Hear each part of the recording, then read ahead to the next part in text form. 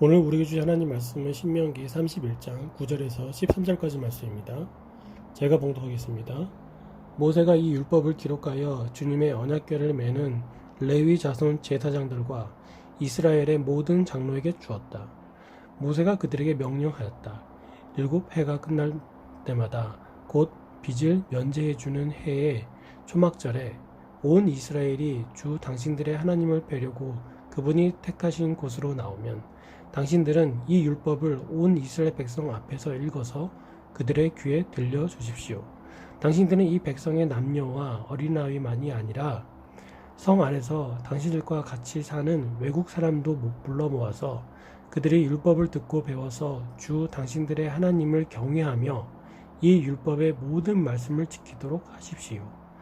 당신들이 요단강을 건너가서 차지하는 땅에 살게 될 때에 이 율법을 알지 못하는 당신들의 자손도 듣고 배워서 주 당신들의 하나님을 경외하게 하십시오. 아멘. 이 오늘 본문 말씀을 보면은 이 신명기를 기록한 저자가 이 모세 자신을 분명히 밝히고 있는 것을 우리가 알 수 있습니다. 그런데 모세가 신명기 율법 중 어느 정도까지를 작성했는가에 대해서는 학자들마다 여러 가지 분분한 의견들이 있긴 합니다.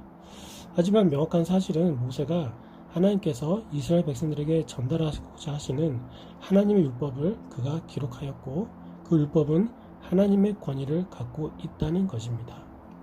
이 모세는 이 율법을 여호와의 언약궤를 매는 레위 자손 제사장들과 이스라엘의 모든 장로들에게 맡깁니다.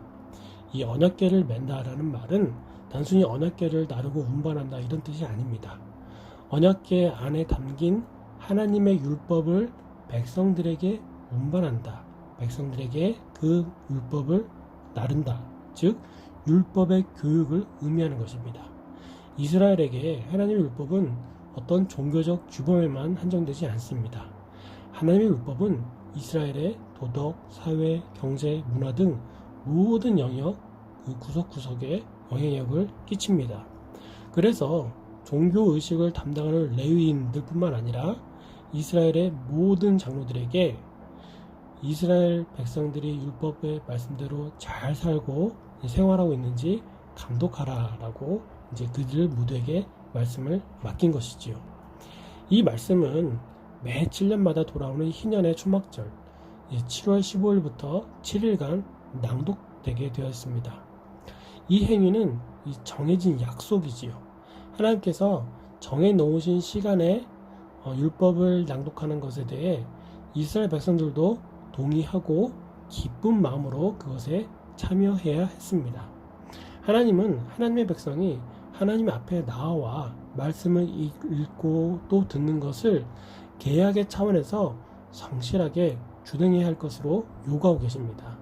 하나님은 새로운 말씀을 또 주시겠다라고 하지 않으십니다. 하나님은 백성들이 그들에게 이미 주어진 말씀을 정해진 약속에 따라 읽고 듣고 가르치고 또 배우는 일이 매우 중요하다는 것을 강조하시죠.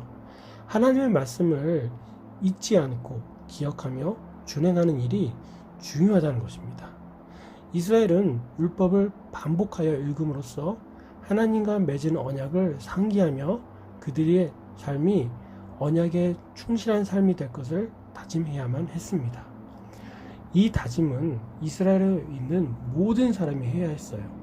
12절 말씀을 보면은 말씀 낭독 자리에 남녀노소 그리고 외국인까지 불러 모으라고 되어 있습니다. 여기서 불러 모으다라는 말은 하나님께서 호렙산에서 이스라엘 백성들에게 하나님의 말씀을 들려주시기 위해 그 모으셨던 그 장면, 그 모으다, 그 동일하게 사용된 단어입니다.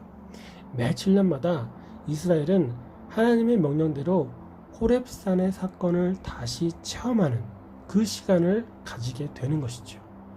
이 자리에는 남자만이 아니라 여자와 어린아이까지 와야 했습니다. 그리고 혈통적으로 이스라엘에 포함되지 않는 타국인까지도 하나님의 율법을 받는 자리에 나올 수 있었다라고 또 명시하고 있어요. 이 하나님의 명령은 말씀이 성별과 또 나이와 국가를 초월하여 혈통을 초월하여 모두에게 동일하게 적용된다는 것을 알려줍니다. 언약 백성은 혈통에 근거한 육적 이스라엘만이 아니라 하나님의 언약에 근거한 영적 이스라엘이기 때문에 외국인을 포함해 모든 사람이 하나님의 말씀을 받을 수 있었고 하나님의 명령에 순종해야만 한 것입니다.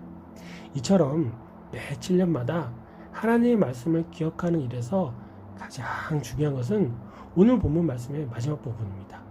가나안에 살게 되는 아직 하나님의 말씀을 알지 못하는 자녀들이 듣고 배워서 주님을 경외하도록 해야 했습니다.